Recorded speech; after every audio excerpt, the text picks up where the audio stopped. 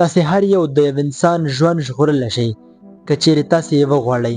ملګرو، دا څو ورځې به مو په ټولنیزو رسنیو کې د یو استاد ویډیو لیدلې وي چې د تدریس په جریان کې یو دم په ځمکه وغورځېږي او وفات شي.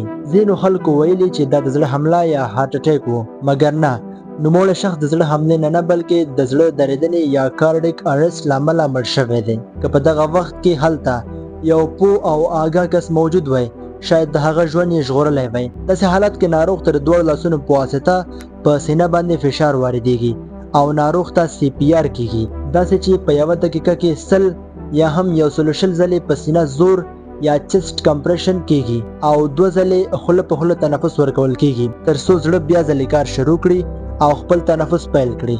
دا یوه ژوند ژغورونکې عملیه ده.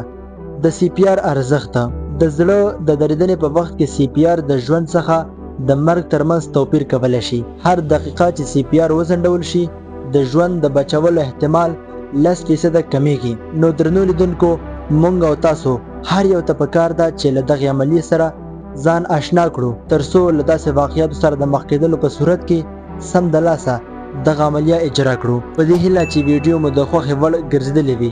په یوه بله ویډیو کې سره ګورو. د الله په امان.